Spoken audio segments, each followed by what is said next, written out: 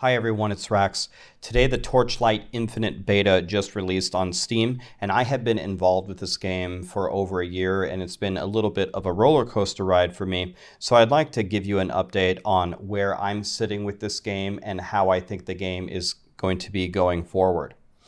So let's go back 1 year. XD, the developers of Torchlight, reached out to me and they said, "Hey Rax, would you be interested in being a part of a new Torchlight game?" I said, absolutely. Torchlight 2 was one of my favorite games ever. Torchlight 3 was kind of meh, but this was supposed to be the sequel to Torchlight 2. I was super excited for it.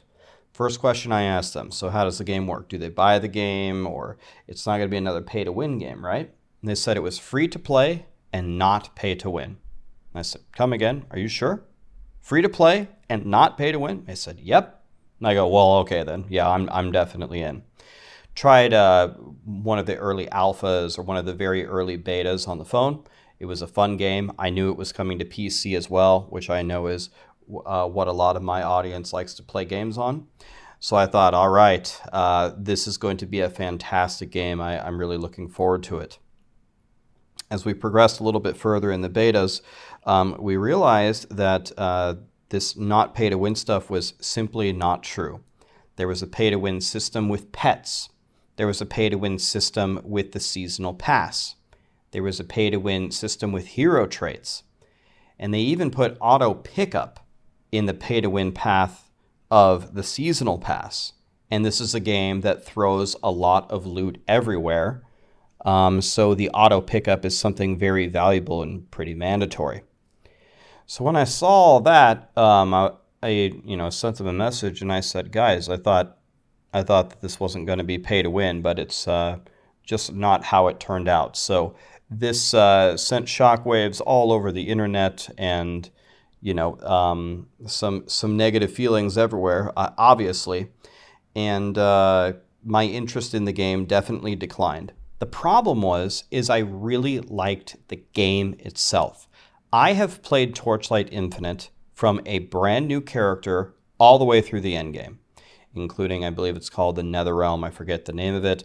Beat the entire thing, did the little mapping things, did the bosses, and I had a lot of fun playing the game. So, I told them, I said, you guys have a really cool game here. There's a lot of things that could go very well. I don't think that you want to release it with all these pay-to-win systems just to tarnish the great game that you made. So they released, a more updated beta 1 month ago. There was a ton of backlash for all the pay-to-win that was found in the game.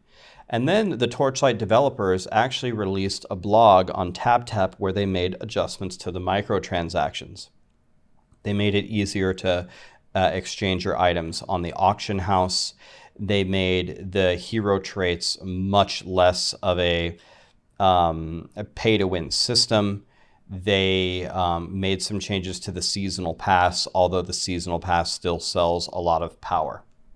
Another thing that they did is they delayed the release of the game. I believe actually right now was supposed to be the release of Torchlight, but they delayed it, I think, a few months just to make additional changes to make the game better. So now we come to the point we ask ourselves, has this been enough? And kind of what is the future of the game and what is my stance on the game? The first thing that I will give Torchlight Infinite credit for is listening to the community before the game came out, right? A lot of games like Lost Ark or Diablo Immortal, but Diablo Immortal didn't even do this, is they will release a predatory system, they will get the money, then they will apologize for it, and then they will fix it, right? Well, that doesn't sit good with me at all. I will give the Torchlight Infinite big credit for listening to the community and changing it before they released it. So they did dial back the pay-to-win systems a little bit. The pet system, to me, is a bit of a problem, and I don't really understand why they released it like that. Another thing that I understand very well from being in this space for a while is there are different cultures here. I think the Chinese market is much more forgiving toward pay-to-win systems like this, but the Western world really is not. If you can swipe your credit card and get any kind of power from it, that's considered pay to win, right? So another thing is, since we got to the end game in the previous tests, we did some runs with some of my Maxroll buddies, did some runs with a character with no pet at all, not even a bad pet, versus a pet with a completely jacked up legendary pet. And we timed their runs in the end game, and we noticed roughly about a 20% difference in power. And you could say currently it's a single player game. I don't even know if there is PvP planned for this game. I know there's multiplayer planned later. But a 20% power difference for the pet gacha system is nowhere near as bad as a game like Diablo Immortal, right? I was able to beat the entire game easily without ever using the pets at all. So at least currently, it's not a super terrible pay-to-win system. It doesn't give you that much power, but that doesn't mean that in the future, it couldn't get worse. So I come back and I look at all this and I reflect over, the different things that have happened. And I think this game could be fantastic. The game itself, playing the game, is extremely fun.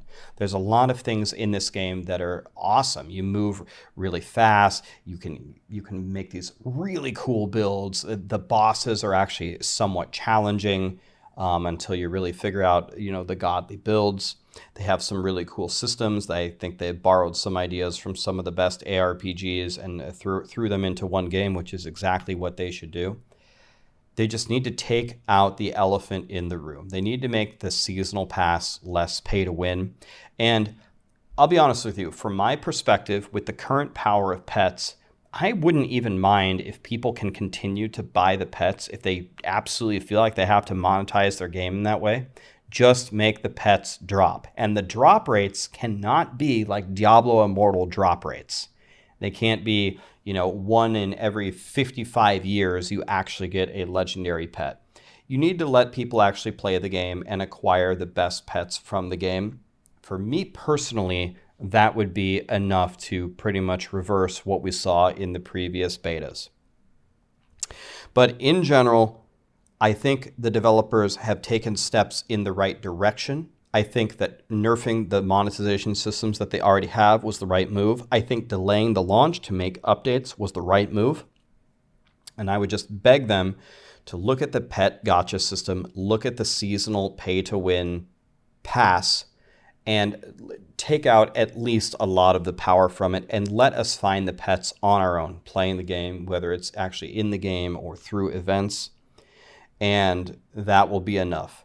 Another thing we're going to have to monitor is going forward, season by season by season. We need to make sure that it's not one of those games where the power creep keeps extending. But right now, playing the release on the PC, which was not a garbage port, it was actually its own UI for the PC, and it seemed very seamless, and I had a lot of fun playing today. I think there is very huge potential, and I will cautiously say that I think that Torchlight is on the rise. I'm very excited to see what the developers are going to do here, because they're still getting the feedback about these pay-to-win systems. They can make their money in China. I hope we have a different version in the West.